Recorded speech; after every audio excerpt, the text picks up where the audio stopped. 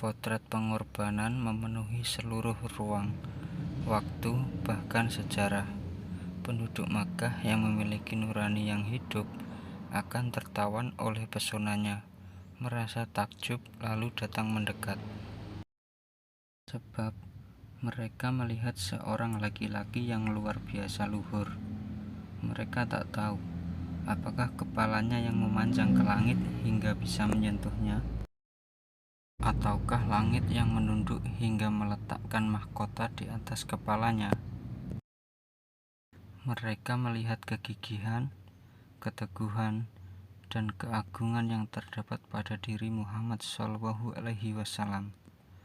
Hal terindah dan terhebat yang pernah mereka saksikan adalah penggalan episode saat pemuka Quraisy datang kepada Abu Thalib seraya berkata, "Wahai Abu Thalib, engkau adalah orang yang kami tuakan, yang mulia, serta mempunyai kedudukan tinggi di tengah-tengah kami.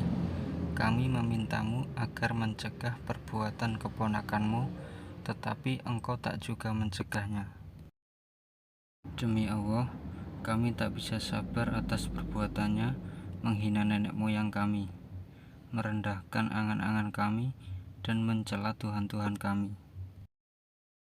Cegahlah ia, atau kami akan memusuhinya dan juga memusuhi engkau, sampai salah satu di antara kita binasa." Abu Thalib lalu mengutus seorang kepada keponakannya. Ia berkata kepadanya, "Wahai anak saudaraku, sesungguhnya kaumku mendatangiku dan berkata mengenai dirimu. Mereka mengancamku dan juga mengancam engkau. Janganlah engkau bebani aku dengan perkara yang tak sanggup aku pikul." Lalu, bagaimana tanggapan Rasulullah SAW saat itu? Satu-satunya orang yang selama ini setia membelanya tampaknya akan meninggalkan dirinya, atau karena ia tak siap, lebih tepatnya tak mampu, menghadapi kaum Quraisy yang tengah mengasah taring-taringnya. Namun, Rasulullah SAW tak ragu untuk menjawab, dan tekadnya pun tak memudar. Bahkan, beliau juga tak mencari kata-kata yang bisa meneguhkan keyakinannya. Keyakinannya terpancang di menara keguruan untuk menyampaikan pelajaran yang sangat berharga kepada seluruh manusia dan menyuapi mereka dengan prinsip-prinsipnya yang sangat tegas. Demikianlah beliau berbicara, "Sungguh kita tak akan mengerti, manusiakah yang berbicara seperti ini? Ataukah seluruh wujud jagat raya tengah bersendandung riang?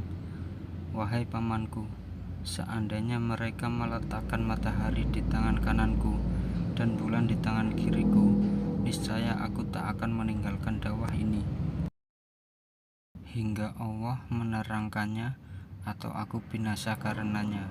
Sama sekali aku tak akan meninggalkannya. Salam sejahtera atasmu wahai Nabi, demikian pula rahmat Allah serta keberkahannya. Wahai pemimpin kaum laki-laki." Kata-katanya sungguh jantan. Dengan segera, keberanian Abu Thalib pun memuncak, pun kejantanan warisan nenek moyangnya. Ia menggenggam erat tangan keponakannya dengan kedua lengannya seraya berkata, "Katakanlah apapun yang engkau sukai. Demi Allah, aku tak akan menyerahkanmu karena suatu apapun untuk selama-lamanya." Dengan demikian, bukan Muhammad SAW yang menyerap perlindungan dan keamanan dari Abu Thalib. Justru beliaulah yang melimpahkan ketenangan, perlindungan, dan keteguhan bagi orang-orang di sekelilingnya. Manusia macam apakah jika menyaksikan pemandangan hebat seperti ini, lalu hatinya tidak terpaut menuju manusia agung tersebut dengan penuh cinta, pembelaan, dan keimanan.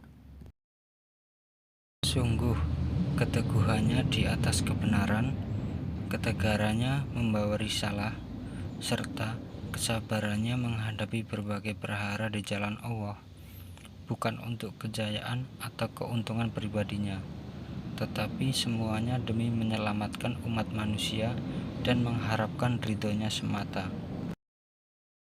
Saat itu, orang-orang melihatnya, sementara berbagai aniaya mengepungnya dari segala penjuru. Dukungan yang beliau dapatkan dari pamannya, Abu Thalib, dan istrinya Khadijah radhiyallahu anhu hilang darinya karena keduanya meninggal pada waktu yang berdekatan. Barang siapa ingin membayangkan sejauh mana penindasan dan peperangan yang ditabui oleh kaum Quraisy terhadap penutup para nabi dan rasul ini, cukuplah ia mengetahui. Abu Lahab sendiri, yang merupakan musuh terbesarnya, pada suatu hari hatinya melunak setelah melihat demikian hebatnya penderitaan yang dialami suami Khadijah tersebut.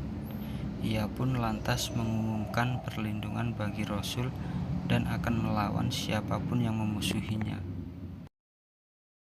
Namun, sang Nabi menolak perlindungan sang paman.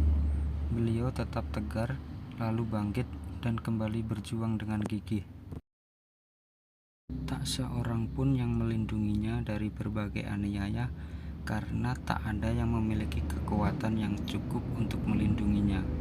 Bahkan Abu Bakar, tak ada yang bisa ia lakukan selain menangis. Suatu hari, Nabi pergi ke Ka'bah. Saat beliau bertawaf, tiba-tiba para pemuka Quraisy yang sudah mengintai berloncatan dan mengepungnya. Mereka berkata, "Apakah engkau yang mengatakan begini dan begitu terhadap Tuhan-Tuhan kami?" Saat mendengar itu, tak ada sedikit pun rasa gentar di hatinya. Beliau menjawab, "Benar, akulah yang mengatakannya." Mereka pun mencengkeram kerah bajunya dan hendak membunuhnya. Abu Bakar yang melihat kejadian itu tergopoh-gopoh dalam menghampiri. Dengan air mata menetes di pipi, ia berkata, "Apakah kalian hendak membunuh seorang laki-laki hanya karena ia mengatakan, 'Tuhanku adalah Allah'?" Siapapun yang melihat beliau pada saat berdakwah di Ta'il, niscaya akan melihat tanda-tanda kebenaran dan pengorbanannya. Saat itu, Nabi menghadapkan wajahnya kepada Bani Saqif, menyeru mereka kepada Allah yang Maha Esa lagi Maha Perkasa. Apakah aniaya yang beliau dapatkan dari keluarga dan kaumnya belum cukup? Apakah beliau tak membayangkan akan mendapatkan siksa yang berlipat dari suatu kaum yang tak memiliki hubungan rahim dan kekerabatan? Tidak. Persoalan hasil tak pernah masuk dalam hitungannya, karena Tuhannya berfirman, "Tugasmu hanyalah menyampaikan." Suatu hari, saat beliau merasa sedih atas respon kaumnya terhadap ajaran yang dibawanya, putra Abdullah ibn Abdul Muthalib ini pulang ke rumahnya dalam keadaan duka dan kecewa. Nabi Muhammad SAW lantas berselimut untuk menghilangkan kegundahannya. Namun, tiba-tiba terdengar seruan langit mengetuk pintu hatinya. Wahyu turun kepadanya, menyampaikan perintah yang disampaikan sebelumnya saat beliau di Gua Hira. "Wahai orang yang berkemul, bangunlah, lalu berilah peringatan." Quran Surat Al-Mudaththir 74 1-2.